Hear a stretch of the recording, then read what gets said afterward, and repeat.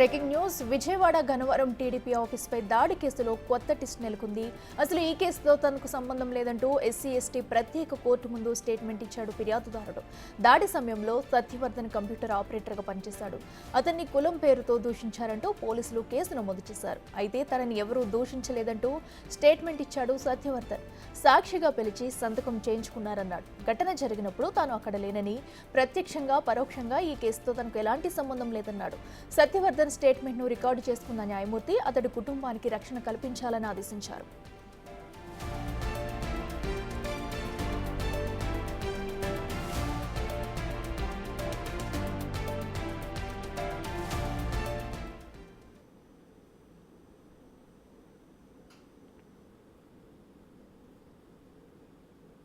ఇదే అంశానికి సంబంధించి మరింత సమాచారం మా ప్రతినిధి శివ లైవ్ లో అందిస్తారు.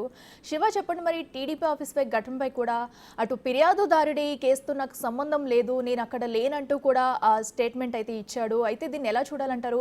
ఎవరన్నా వెనక నుంచి ఫోర్స్ చేయడం వల్ల ఇదంతా జరిగిందా? డీటెయిల్స్ ఏంటి? అట్లా మొత్తం మీద చూసుకుంటే తెలుగుదేశం పార్టీ గన్నవరం నియోజకవర్గ కార్యాలయం దాడి ఘటనలో ఆసక్తికరమైన అంశం బయటకు వచ్చింది. ప్రధానంగా చూసుకుంటే ఈ అంశానికి సంబంధించి ఎవరైతే గన్నవరం నియోజకవర్గ తెలుగుదేశం పార్టీ కార్యాలయంలో కంప్యూటర్ ఆపరేటర్గా పనిచేస్తుండో హర్షవర్ధన్ ఇప్పుడు యూటర్న్ తీసుకున్న పరిస్థితి కనిపించింది.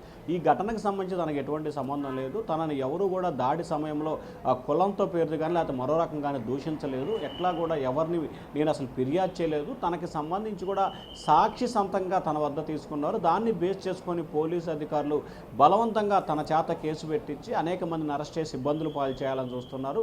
తనకి తన కుటుంబానికి రక్షణ కల్పించాలని చెప్పి కూడా నిన్న సాయంకాలం అనూహ్యంగా ఆయన ఎస్సీ ఎస్టీ న్యాయమూర్తి ఎదుట హాజరై తన స్టేట్మెంట్ని రికార్డ్ చేశారు. అయితే గన్నవరం తెలుగుదేశం పార్టీ కార్యాలయం దాడి ఘటనకు సంబంధించి కూడా హర్షవర్ధన్ ఇచ్చిన ఫిర్యాదు మేరకు ఎస్సీ ఎస్టీ కేసు నమోదు చేసిన పరిస్థితి కనిపించింది. దీంట్లో 89 మంది నిందితులను గుర్తించారు. దీంట్లో A71గా మాజీ ఎమ్మెల్యే వల్లభనేని వంశీ నిందితుడిగా ఉన్న పరిస్థితి కనిపించింది. కానీ ఎవరైతే ఆ ఫిర్యాదుదారుడు ఉన్నారో ఆ ఫిర్యాదుదారుడు ఇప్పుడు యూటర్న్ తీసుకోవడంతో ఈ కేసు పరిస్థితి ఏంటి, ఏ రకంగా ముందుకెళ్లాలి అనే ఉత్కంఠ కొనసాగుతోంది. అయితే మరొక వైపు పోలీస్ అధికారుల నిర్లక్ష్యం మూలంగానే ఇదంతా జరిగింది. పోలీస్ అధికారులే కావాలని హర్షవర్ధన్ని బెదిరించి కేసు విత్డ్రా చేసుకునే విధంగా ప్రయత్నం చేశారని చెప్పి టీడీపీ నేతలు ఆరోపిస్తున్నారు. మరొక వైపు హర్షవర్ధన్ మాత్రం టీడీపీ పోలీసులే తనని ఇబ్బందులు పాలు చేసి ఆ రోజు తనపై బలవంతంగా కేసు పెట్టించారని చెప్పి హర్షవర్ధన్ ఆరోపిస్తున్నారు. సో మొత్తం మీద ఇటు అధికార పక్షానికి సంబంధించి కానీ ఇటు వైసీపీకి సంబంధించి కానీ ఇద్దరు కూడా పోలీసులనే టార్గెట్ చేస్తున్న పరిస్థితి కనిపిస్తూ ఉంది.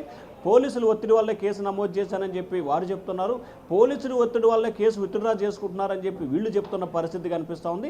ఈరోజు ఈ కేసుకు సంబంధించి కూడా విచారణ కొనసాగుతుంది. మధ్యాహ్నం 12 గంటల తర్వాత కూడా ఈ కేసుకు సంబంధించి ఎస్సీ ఎస్టీ కోర్టు విచారణ చేపట్టబడుతుంది.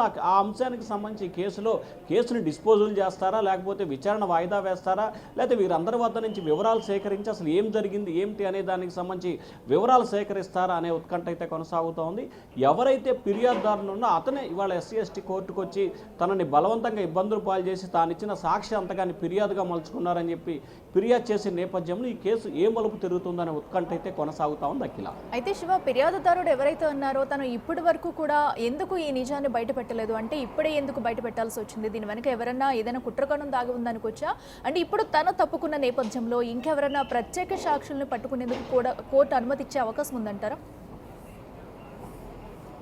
అంటే ప్రధానంగా చూసుకుంటే కొంతమంది వైఎస్ఆర్సీపీ నేతలు పోలీసులతో కొల్యూడయి అతనికి కొంత ఆర్థిక పరమైన సహాయ సహకారాలు అందించారు.